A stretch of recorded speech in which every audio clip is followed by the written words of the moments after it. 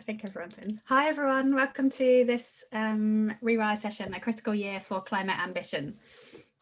I'll just give everyone a few minutes to join, so do say hi in the chat. Let us know where you're from and what you are up to, what you've been up to this morning. I just had been on a really fun roundtable with the National Infrastructure Commission with some very clever people. Oh, Emma, hi, I can see your face. It's quite nice actually doing it in a meeting rather than a webinar, because then everyone's a little bit more visible and you can see who's there. So do keep your cameras on and say hi. That's great. Okay, I think most people are in. So we had 170 or so registered, so if we get to half of that, that would be good. And then we're recording the session as well so that other people can watch it afterwards. So that seems to be pretty popular now, that on-demand content. So yeah, welcome to today's session. So this ReWiRE event is around 2021, the big critical year for climate ambition. So for those of you who don't know me, I'm Rachel Hayes, Associate Director at Regen. And I know most of you know Regen already, but we're a not-for-profit centre of energy expertise and market insight, whose mission is to transform the world's energy system for a zero carbon future. You'd think after 12 years, that's come roll off the tongue a little bit more easily. So you may notice we've rebranded, so you can see the new logo, very exciting. And we've been reviewing the network, which we think has done really great work to date, championing and celebrating gender diversity. So we've got some kind of next steps that are planned. So I'm planning to hold a CEO roundtable on attracting and retaining female talent. And then kind of write that up probably as a blog or maybe a paper on kind of the key lessons that people are seeing of kind of success stories. So we get approached by quite a lot of companies wanting the kind of golden ticket, I call it, around, you know, how to kind of attract and retain female talent and what works. And I don't have the answers, but I know that there's some good organisations doing good things and making progress. And I think it'd be really good to kind of capture that and share that. We've got a few men joining us today, which is great. So these sessions are open to men as well as women. And I'd like to run a session on bringing men with us and how we can best do that. And so if you've got any colleagues or peers that you think would be good to engage in that session, then do let me know any kind of best examples. I'm looking for some willing volunteers. Which would be good. We're also going to continue with our podcast series, which is called Women Like Me, which is around showcasing and getting to know the brilliant women across our sector. So I have to say, although I'm not an expert, I have really enjoyed doing the kind of interviewer role and getting to know some of the kind of women in our sector and hearing their stories. It's been really insightful, and in some of them we have covered a lot of ground, so they have been really fun. And we're also continuing with our mentor scheme. So that has seen over 50 people last year and over 30 or 40 people this year sign up to the scheme and they're being kind of mentored by peers in the sector. So you can sign up to that either as a mentee or a mentor, and we'll do another matching round in the spring. So we tend to do an autumn and a spring intake for those.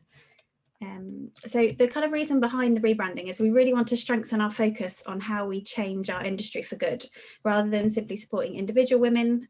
So we've decided to rebrand the network ReWiRE, embodying the aim of the network as rewiring the energy sector. So I hope you get the link there, so it's just adding an R.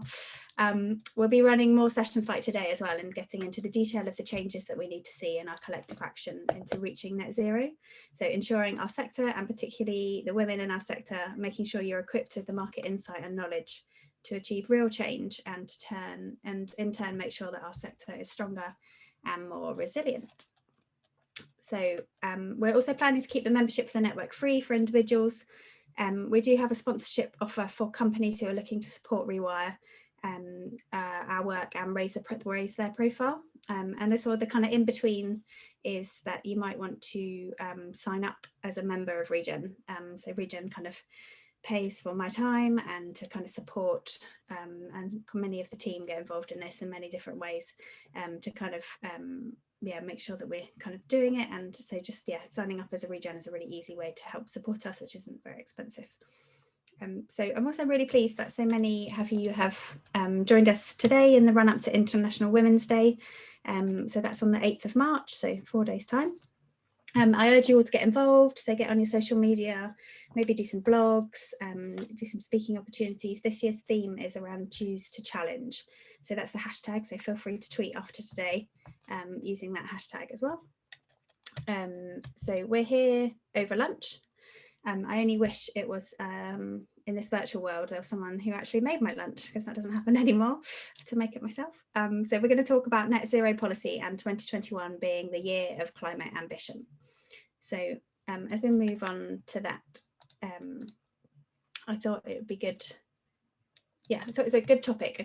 We haven't actually seen that much coming out of government. Now we're in 2021, but we definitely saw a lot of enthusiasm and ambition at the end of 2020 with a flurry of green policy announcements, from the energy white paper to the decision to end overseas fossil fuel finance. So today I'm joined by my colleague Madeline, and Madeline leads our policy and advocacy work at Regen and for the Electricity Storage Network. And we're going to look ahead at the policy gaps that remain on the road to net zero. And as we start to gain momentum into 2020. So I have a feeling, I haven't actually spoken to Madeline for that long this morning, but I think off the back of our member update yesterday, she's probably feeling slightly frustrated following the lack of ambition and green stimulus measures in yesterday's budget. So perhaps, Madeline, International Women's Day theme, you're going to choose to challenge Rishi today. So I think that's probably where we're going to get to. So after we've talked to Madeline, we're also going to do a bit of a session on what we'd like to see as a network coming out of our engagement with COP this year. So we'll talk a bit more about that after we've talked to Madeline. So Madeline, I think it's fair to say that the UK government is facing mounting pressure to firm up its plans for meeting its legally binding 2050 net zero target, and that there's still many hurdles in addressing hard-to-abate sectors, ensuring a socially just transition, and particularly around developing a joined-up approach to the green recovery. I'm keen to hear from you on kind of what came out in the autumn, as well as what you think is missing, and then perhaps we can have a bit of a discussion around what we would like to see as a network in the much anticipated net zero strategy. Hopefully that doesn't take as long to come out as the energy white paper that we all waited quite a long time for. So I'm kind of hoping with COP on the horizon that there's at least an 8-month window for that one. So Madeline, can you... do you want to answer all of those questions in one go, or shall I? It'd be good to kind of hear your thoughts on what we saw at the end of 2020. I guess is a good place to start. Yeah, in 15 minutes I'll try and cover all of that. There's so much to talk about, and I'll try and cover as much as I can. Hopefully some of the interesting stuff, and then we can maybe have a discussion afterwards about some of the bits that you think are missing there, and other things that we need to talk about. Because there is so much, which is really positive. So it's good that I'm trying to cram it in, I think, rather than just talking about the 2 policies that are coming out of government. So starting in a positive place, I think. I know you're just a little bit quiet, so you might just want to project your voice a little bit more, or turn up the mic. Move me a little bit closer. I didn't want you to see my face too big. So love your face. Get a zoomed in version of my face, but I'll be a bit louder. So hopefully that's all right. Give me a shout if I do drop out a little bit. I just wanted to go through some of the key policies that are coming out, as Rachel said, from last year, maybe covering all the different sectors, renewables, transport, heat, and things like that. But first, I wanted to give a little reflection on, maybe a bit more of a personal reflection on where we're seeing the government policy right now and what changes there've been in the last year or so, because I think they have been quite significant. So I think if we went back to the start of 2019, the world was maybe a little bit more, or the UK was a little bit more pessimistic about what sort of climate policy and energy policy was going to be coming forward from this new government that was slightly more to the right, with Brexit very much in their focus. We were seeing coronavirus on the horizon and thinking, well, these 2 things are really going to take up all of our time. There's not going to be any additional time for climate policy and bold climate action. So I think that, I certainly personally felt quite downbeat about that. I'm not very optimistic about what was going to happen. A year later, I think that's changed quite a lot. So I would say that's, we'll go into some of the negatives, but certainly that's a big positive to take away. We've seen that change. We saw that change pretty quickly, actually, with the Contracts for Difference announcing they were going to bring solar and onshore wind back into those pots. So really good. We saw some really ambitious green policies over the summer and into the autumn, of course. And I think that rhetoric has really been stepped up from the government. Lots of big policy documents the rhetoric is bold, it's optimistic. It's about the UK being a world leader. So that's really positive, and we're so very much seeing them taking the reins on that. And that's a lot of that is to do with COP26, and Rachel will talk about that a little bit more after I've gone through some of the more policy stuff. So let's lead with that positive element, but I would say that I think most of the announcements so far have been a bit more of a comms exercise. So it almost reads a bit like a manifesto when you look at the energy white paper and the 10-point plan, which is a little bit strange for a government that's been in power since 2010, but I think that reflects kind of, you know, the fact that we've got a new Boris Johnson government and they're really looking to shape things differently. And so there's lots of nice words, there's lots of lovely pictures, the documents look great, but there's not a great deal of detail. It's mostly just announcing their direction. So there are some really big announcements, you know, 2030, 40 gigawatts of offshore wind, 2030 ban on electric vehicles, that would be a bit different, ban on internal combustion engines. So, you know, we are seeing some really positive stuff, but the detail isn't really there. So with each policy document that comes out, like the budget yesterday, I think we're scraping it for more of those tangible actions of how are we actually going to achieve this stuff, how are we going to get there. So there's a huge amount of scrutiny on all of those documents that come out. Hence why I've got a big list of stuff here of, okay, what have they actually said? What are we going to see happening? So we'll go through some of some more specific things, but I think it's worth starting with the 10-point plan, because that for me was kind of a watershed moment of what are we seeing, what change are we seeing, what's actually going to happen from this government. So we got things like the 2030 target for 40 gigawatts of offshore wind. That's fantastic, you know, and then 65% of renewables, 65% of power from renewables by 2030. It shouldn't be underestimated how big of a change that is for a Prime Minister that was not very positive about wind power, shall we say, in the previous guises as a journalist. So that's a huge shift, I think, for the Tories to come out and say that. So that shouldn't be underestimated. And again, bringing forward that ban on the internal combustion engine to 2030, again, fantastic, really positive to see those sorts of changes. And then the rest of the document was really kind of, you know, lots of new, big, exciting technologies. So new nuclear fusion, hydrogen, carbon capture and storage. But it really felt like this was, we need to be innovative and make lots of new technologies to solve the climate crisis, not looking at what existing technology we have and what we've actually got at our fingertips right now to solve some of these problems.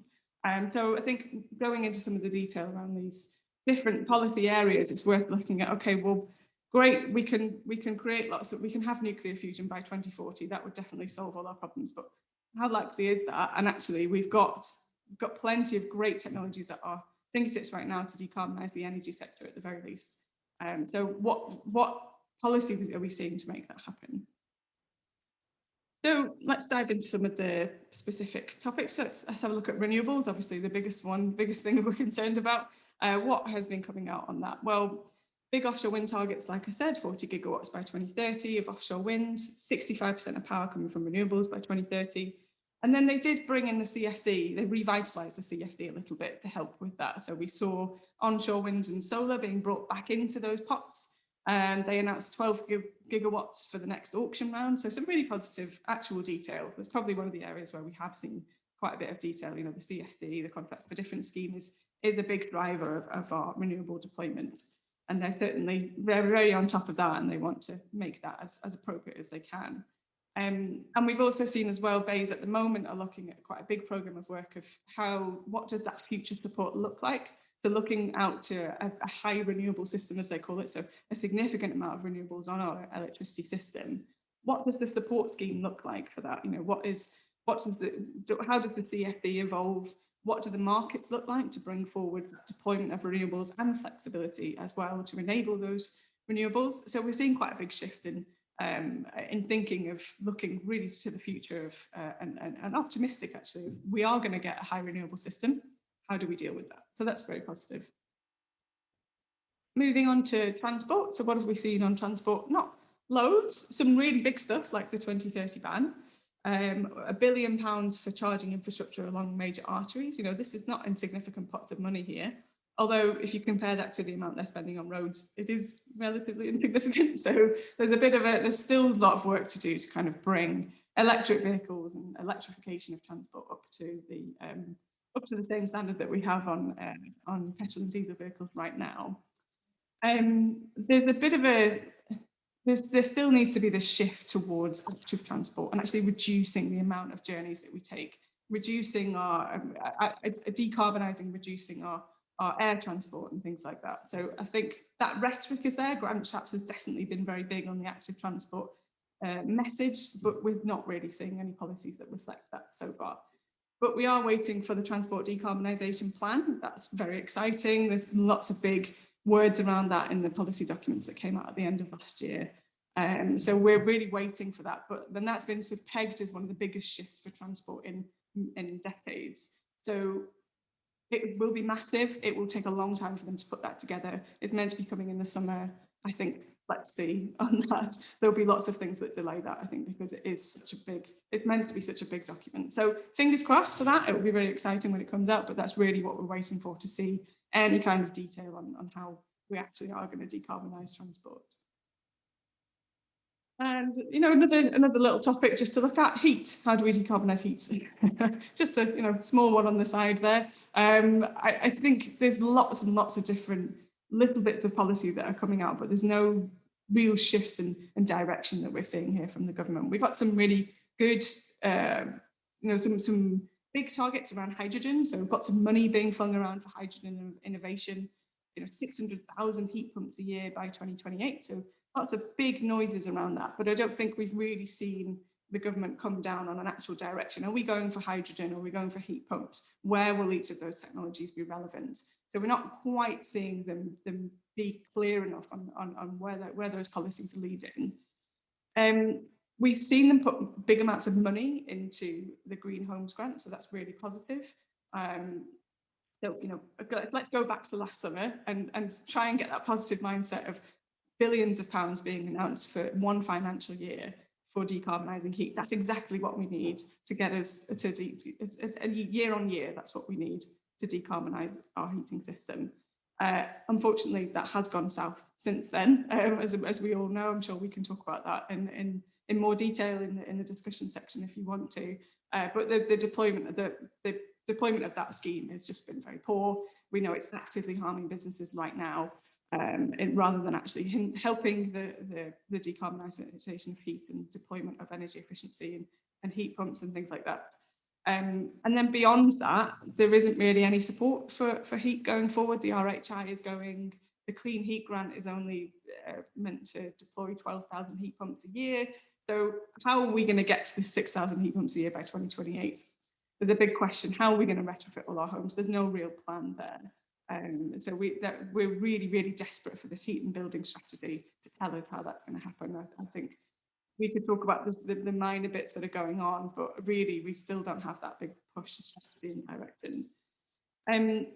I would say we do have the Future Home Standard. We've had a bit more of a decision on that in January, so it's worth having a look at that at some point. Some very positive decisions within that announcement, and they seem to really plant their eggs firmly in the heat pump basket for new homes, for electrification for new homes. So that's interesting to see how different bits of government are choosing between hydrogen or heating, or actually making a clear statement on that. So, but yeah, still no real overall statement, unfortunately.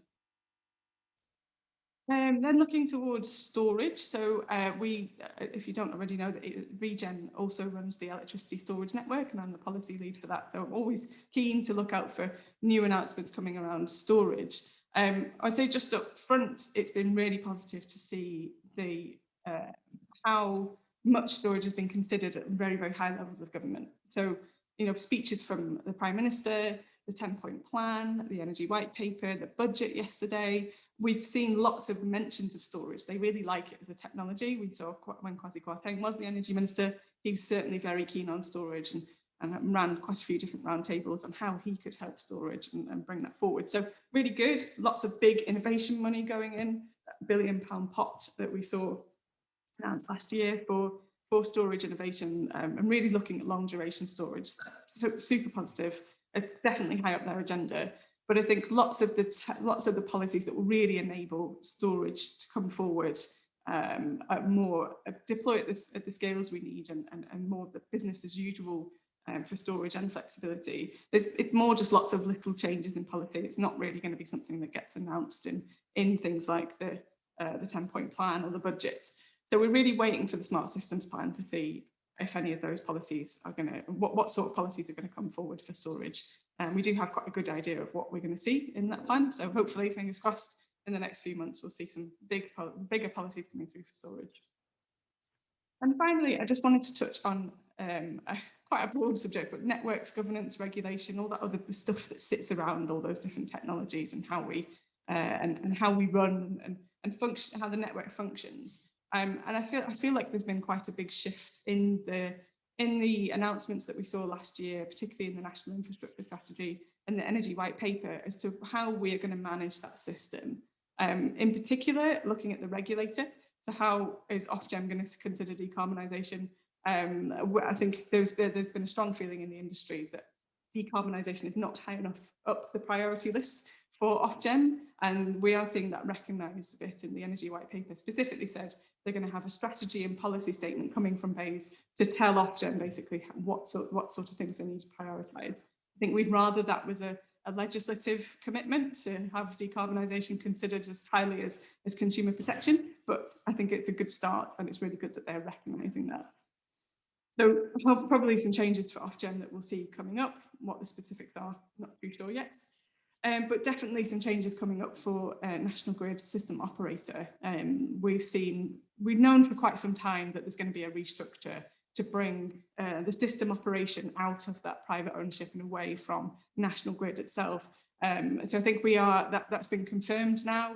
Ofgem put out quite a long document on their view of that, which said that they think there should be an independent system operator. So there's definitely going to be some big shake and big change, and I think we shouldn't underestimate how significant that will be for the industry. I think the ESO do a fantastic job, and their ambition has really pushed the sector. Net zero grid by 2025 was a huge moment for us, and they're continually pushing that. So we think it'd be great to see them take more of a leadership role in how we drive and get to net zero. And I think this restructure is an opportunity for them to do that, giving them some more policy responsibility. Often when we talk to them quite regularly, particularly from a storage perspective, and they want to do certain things, but they're sort of trapped a little bit by the lack of policy decision-making power that they have. So this will hopefully change that somewhat. And I see the ESO taking more of a leadership role in the sector. So I think it's just within that, there's just a general feel that there's a shift of responsibilities. And I think we will see, this will take some time, but we will see changes in who manages what within the system, Ofgem, BEIS, National Grid, and the DNOs as well. And there's some changes there in the responsibilities around who does what and who should be saying what in the sector. And I think that will be, in the longer term, that will be significant for our industry. So we should be making every effort to make sure that moves in the direction that we want it to. Yeah, so that's kind of a real whistle-stop tour of everything that I've kind of been seeing as important in the last few months coming out from last year. The stuff that we were looking out for, the smart systems and flexibility plan in the spring, so that will probably be around sort of May, June time, I would have thought, but in the next few months. The heat and building strategy, which is meant to be imminent, but has been imminent since December, so who knows, maybe in the next few weeks. The transport decarbonisation strategy and the net zero strategy from the Treasury as well in the budget documents yesterday, which were, as Rachel said, quite light on detail. They refer a lot to the net zero strategy and how they are going to, from a financial perspective, shape the UK's direction towards net zero, hopefully seeing something coming out on the carbon tax or carbon prices and things like that. So yeah, those are the things to look out for. I think, Rachel, we've got about 10 minutes for discussion, so happy to take any questions or just have a bit of a chat with everyone here as to what policies are you seeing as important and where do you think the sector should be focusing? Well, thanks, Madeleine. That's really helpful. And that is definitely a comprehensive rundown on everything that's been going on, if everyone needed that. I just say, Madeleine, the kind of word on the street is that the heat and building strategy due very soon is going to focus on kind of moving the environmental levies from electricity onto gas and kind of distribute those a bit more evenly. It's something that we called for in our heat paper back in March last year. Could you just give us a bit of rationale behind that? Yeah, I imagine most people are relatively familiar, but there is most of the environmental levies are on electricity. That's how we pay for the renewable support schemes that we have, contracts for difference, the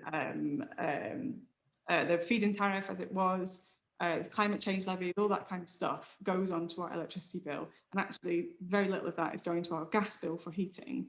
And that needs, if we want to level that playing field and make electrification more attractive and gas less attractive, which is what we need, then we need to shift those levies and make sure that that is more evenly distributed. There's obviously a really big question there about the fairness of that and how we then help people who, you know, if we're seeing gas bills rise, what does that mean for people who are fuel poor? A really interesting question on fairness there, which I think we all know that we need to consider as an industry. Yeah, and I guess Emma's on the call, so she might raise this point, but there's a distinct lack of anything community energy or local energy in any of those kind of documents that came out in the autumn. I can see there's a few kind of community players and members on the call. Is there anything you want to kind of say on that? It's definitely, it's not a surprise, I don't think, that there isn't that focus. It isn't really something that the Tories are that keen on. I think that's a real shame, but it means that we've got a big task ahead of us to try and persuade them that that's something that they should be more excited about. And I think there's lots of people on this call who are much better at articulating that than I am, but we need to identify those specific bits of policy focus where we can get that support. I saw there was something on social investment tax relief in the budget yesterday, but I don't know if that was a positive decision for community energy or not. So I'd be interested to know if anyone on here has saw that and has a view on it. Yeah, cool, thank you. So just before we kind of open up for questions, so you can either pop a question in the chat or you can raise your hand and unmute yourself and you can ask Madeline a question directly. Emma, do you want to come back? I saw you there somewhere. Do you want to come back on the social tax relief? Yeah, sure. Yeah, great news that SITR has been extended. That was one of our key campaigns, but unfortunately community renewable energy still isn't part of it. So that's going to be our next campaign, really, to try and get us re-eligible for that. So anyone who is involved in community energy and would like to support us on that, please do let us know. I've got a feeling it won't be successful, but at least there is some SITR for other organisations anyway. Cool, thank you. So there's been a couple of questions in the chat, Madeline, around new build.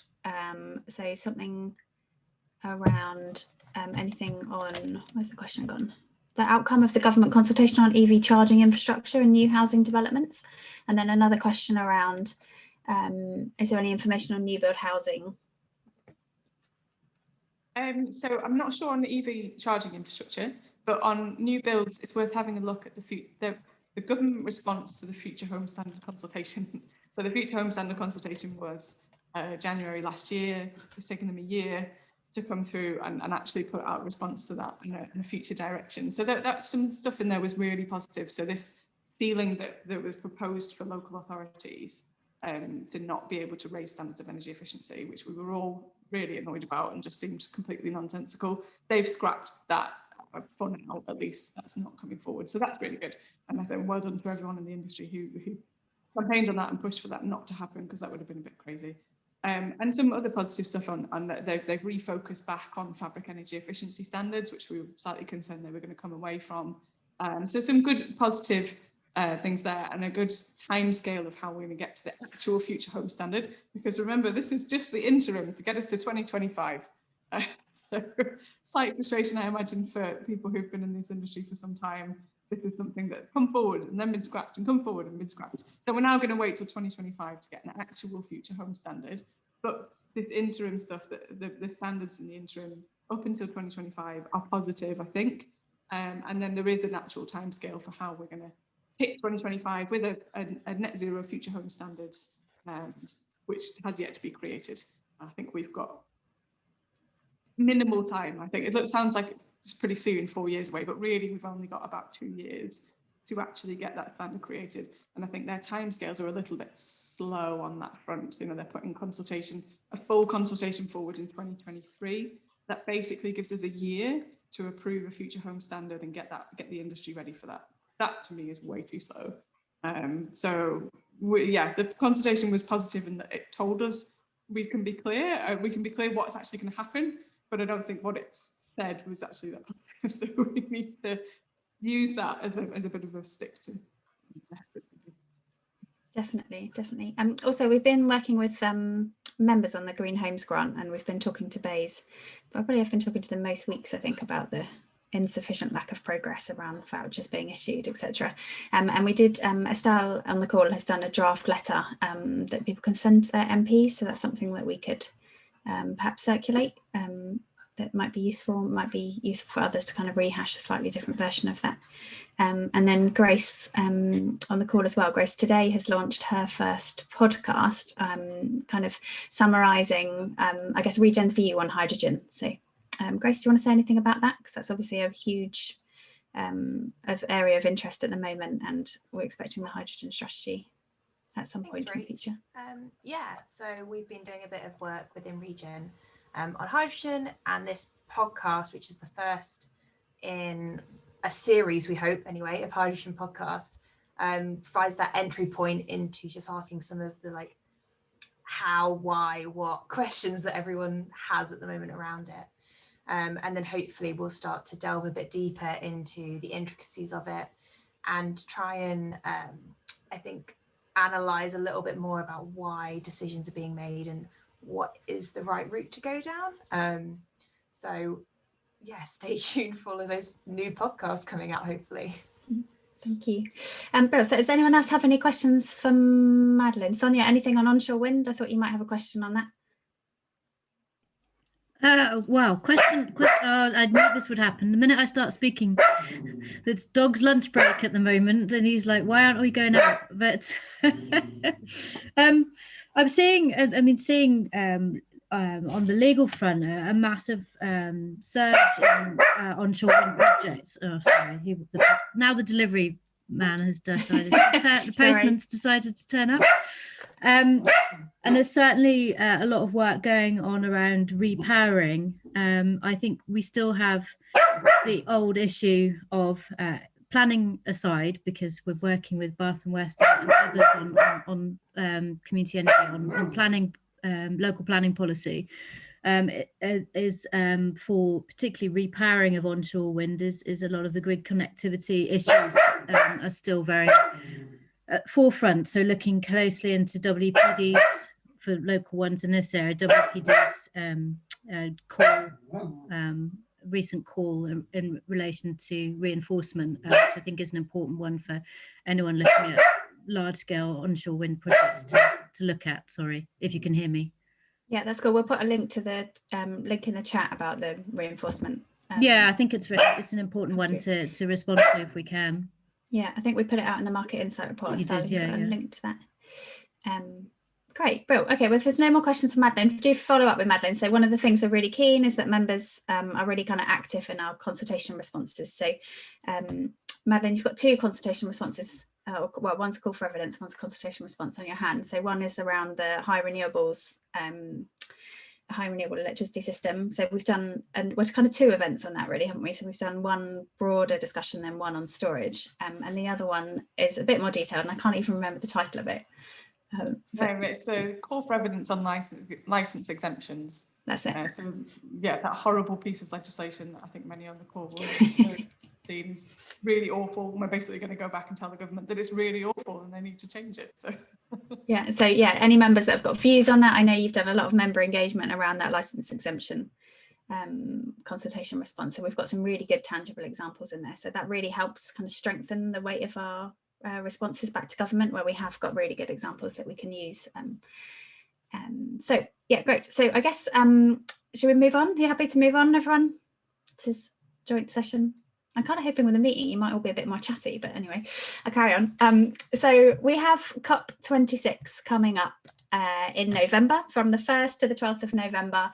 We, as the UK, will be hosting the UN Climate Change Conference of the Parties. So it's in partnership with Italy. It's set to be the kind of largest international summit that the UK has ever hosted. So the plan is to run it as an in-person event. That's what the kind of team are going for at the moment. And obviously any kind of COVID changes we'll adapt basically. If that's hopefully we'll all be out of that, and from the 21st of June we'll be all partying like we've never partied before, but we'll see. So the summit will bring together the parties together for the first 5-year review of the Paris Agreement. So it's pretty kind of monumental session. Will include things like heads of state, climate experts, negotiators. Everyone will be congregating in Glasgow, Kerry's favourite place, and all kind of tackling climate through climate change through coordinated action. So one of the reasons I want to talk to you about this today is it's not kind of belts and braces secured yet, but Regen is in the process of seconding me into the COP unit in the Cabinet Office to work as part of the strategy team. And so I'm just kind of going through the process at the moment. And one of the kind of key drivers for that, I guess, is for us as Regen to make COP a success, to think about how we can kind of lobby from the inside, but me in government, and see what happens. I'm not sure if I'm going to see who's on the call. I should have checked that. And also, you know, like how as ReWiRE we can really maximise the network and what opportunities there are to kind of engage and get going. So I thought as we've got this session, it seemed a bit strange for me to kind of wait until I had kind of official go ahead to kind of mention it, but I thought we could use this as a little bit of brainstorming ideas, any thoughts you had, and just kind of opening that door, I guess. I've been part of a couple of roundtables so far, one with local authorities and also one with the community energy sector in terms of kind of maximising that more broadly. So we've got some kind of follow-up sessions. So the kind of wheels are in motion, and the plan is to kind of make COP both in terms of the NDCs and the kind of policy changes and the ambition, make all that happen, I guess, as government. And there's also then a really strong domestic agenda behind getting everyone interested in climate change, kind of mobilising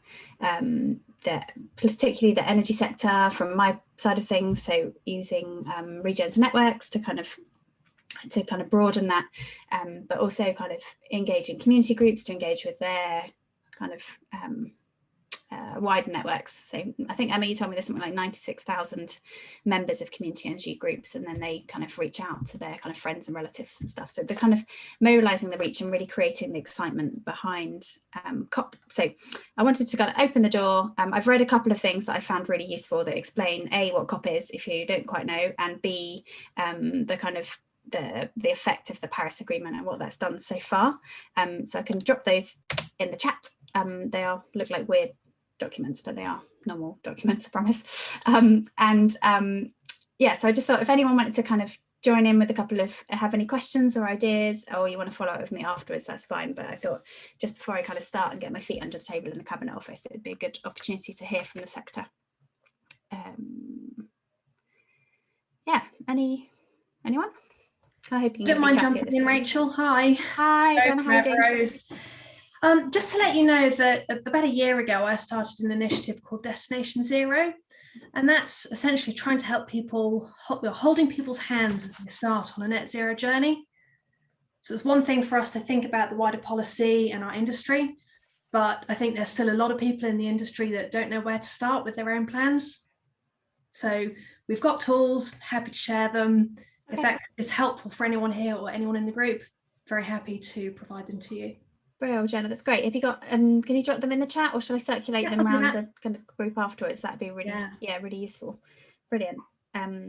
Yeah, does anyone, so a couple of things, a couple of kind of random ideas that I've had is maybe profiling some of the women that are leading COP. So Christiana Figueres was the UN climate champion, Madeline, is that right? I don't actually know.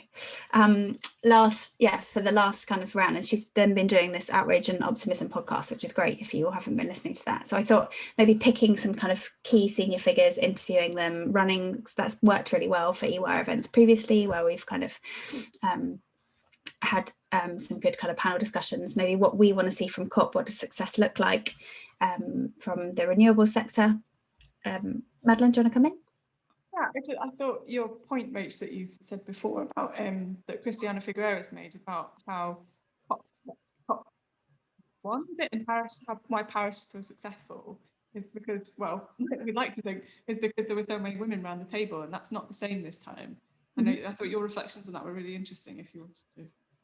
Yeah, so she mentioned that in a podcast that a lot of the women that were negotiating around the table in Paris were able to kind of, she called it their higher self, so take themselves out of their day job and think about the world and our kind of climate ambitions more broadly and what we wanted to achieve. And part of the reason that she thought that was so successful was attributing that to women and our kind of ability to view things more holistically, I guess, and not just think of our kind of role. And so I know looking at the UK's COP lineup this year, there is a distinct lack of female representation, as I'm sure I'm not the only one to have noticed.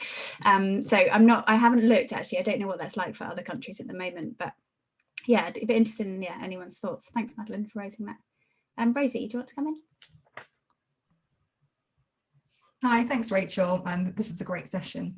I think for me, there's something about air quality and health impacts that would be really interesting to see come out of COP in terms of how deep decarbonisation of transport can really help with improving health and well-being in terms of, reducing the impact of poor air quality across different communities. And I think that's something that is a good trigger point, because it's not necessarily directly about the energy system, but in terms of decarbonising transport, actually a huge benefit from that will be about taking emissions out of our streets and our areas. Yeah, I think if anything in the last 12 months, that has kind of one of those things that kind of smack you in the face as you're completely aware of how, cities with no cars, particularly in the first lockdown, feel. And it's definitely been very different. So that's a great idea. Emma, do you want to come in?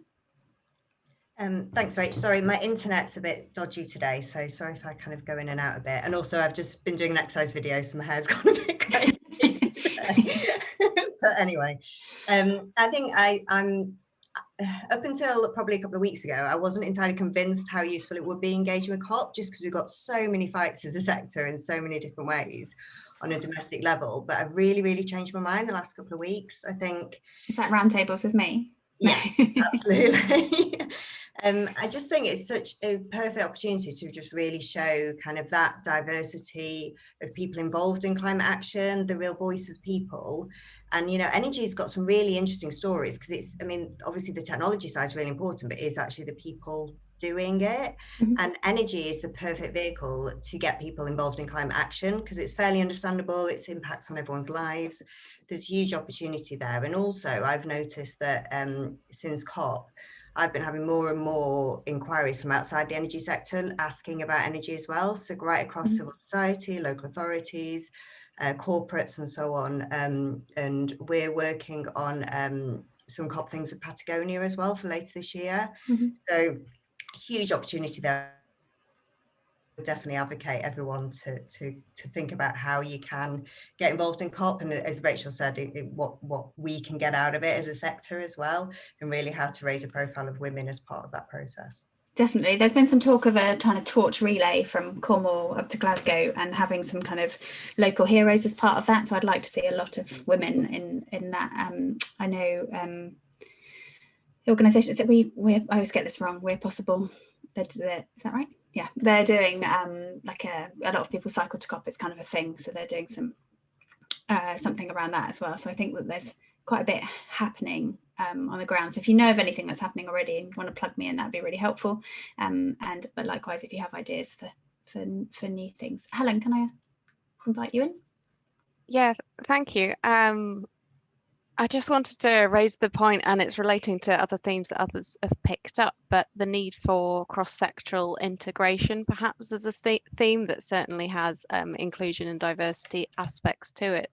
But it's really interesting for myself, having come from a renewable energy background, now working in the EV sector, advising directly government, different parts of government at different levels, is the need to be speaking the same language across transport and energy in particular. And anyone who's working in EV might feel that you're in the middle here, and your role here is as an integrator. So to pick that up or weave that in some way, I think would be a real benefit. Mm-hmm.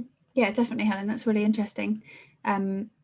I think also in the chat, someone has mentioned kind of engaging SMEs in COP and how you can do that. So I don't know if you've come across the campaign Race to Zero. So that's led by a previous Regen board member, Nigel Topping, who's the climate change champion. And there is an SME route to Race to Zero now, which was launched in the new year. So we can circulate details of that. But I think one of the discussions I have been having so far with the COP team and Nigel's team is that we could probably run a kind of sector-wide event where we can bring together the trade associations from across the energy sector to get all the SMEs to sign up to the Race to Zero and bigger corporations as well. Alan, if I could bring you in, that'd be great. Yeah, thank you, Rachel. Really great ideas. What a great session this is. I think you ask a very good question about how you can best use your placement, and I think showcasing is fantastically important. Sharing great examples, great initiatives, new tech. Business models, dare I say it, that we've all been working to. I think wish list is a little bit more difficult, isn't it? I think that's the point at which there needs to be some realism, doesn't there? We could all ask for lots of things that would make our individual net zero journeys more effective. You've mentioned the 2001 exemptions order that Madeline and a number of us have been working on. Wouldn't it be wonderful to get that legislation through and clarified and relaxed? But that is a specific UK piece of legislation. And I just query, that's domestic. It's incredibly important to probably all of us, but how global is it? And I think therefore the wish lists, as we put those together, has to have a pretty strong global international chance of adaptation. Otherwise, it just becomes a look how clever we are. This is what we're doing in the UK, but it doesn't have international application. Yeah, that's definitely right, Alan. I think there's some opportunities to influence from the inside, and I think a good example is I think the government have got the Premiership League to sign up to net zero as kind of one of the kind of actions from the COP unit in the Together for Our Planet team, and so that's, yeah, I think that for more general policy asks, I think if we can think about having an energy spin on those, and then yeah, using that kind of excitement and leveraging government now, I'm hoping that we'll see some more ambitious, for a UK more ambitious kind of policy direction between now and COP, and get Madeline's wish list ticked off, because it makes us look better come November. As a vision, I suppose, it's often said, isn't it, the UK is only responsible for, 2% of global carbon emissions. Yeah. And yet our opportunity this year to influence the rest of the 98%, if you like, of the world is so much greater than it normally is. We normally punch above our weight in various ways, but this year is the chance to say this is our chance to make the biggest difference, not just in terms of what the UK does, and in terms of showcasing beneficially for the rest of the world. Yeah, definitely. Thanks, Alan. So I'm going to wrap that up, everyone. So what we're going to do next is we're going to put you in groups of 2 to 3 people, just so you can have a bit of a chat and a network, and then we'll come back together and close up the session just before 1:30. So if you've got any great ideas that come out of this session, do feed them back to myself or Hannah. So if you could all, when you go into the chat, if you can make sure you pop your videos on, because it's always much nicer if you can chat to someone's face. And if you don't want to join the chat, then it will just be closing. You can just come back for the closing remarks at the end. That's no problem. So Han, can you pop us all into breakout rooms, please?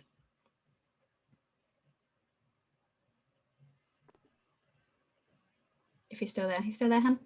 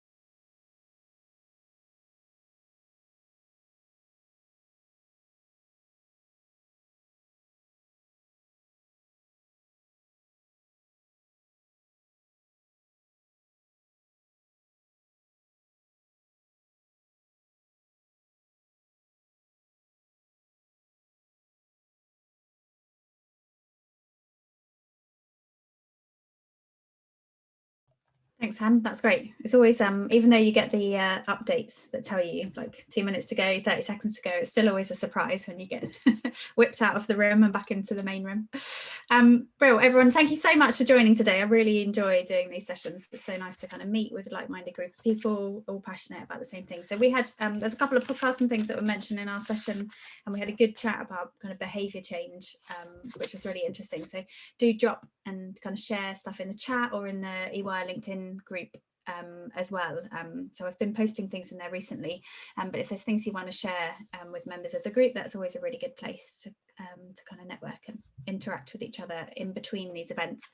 And likewise, if there's anything that you want to see us doing at the network, as part of the network, yeah, any events you want to see, any kind of themes you want to come through, also check out the Women Like Me podcast series.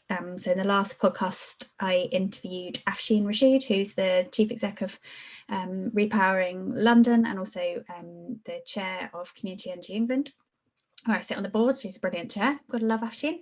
And we've got ones with Emma Pinchbeck, who's the CEO of Energy UK, Emma Bridge, who's the CEO of Community Energy England, and also Felicity Jones, who's a partner at Everose, coming up. So we'll be launching those this week and next week as part of our kind of activities around International Women's Day. And also some of the team, Kerry, Estelle and Sophie, are launching blogs this week as well, all around the kind of International Women's Day theme. So if there's anything that you want to do or get involved with, then do reach out to us, drop us an email. We're really keen to kind of engage with you as much as possible. So thanks for joining, and lovely to see your faces as always. So thanks everyone. Thanks Madeleine as well. Great rundown. Thanks, Paul. That was great. Bye.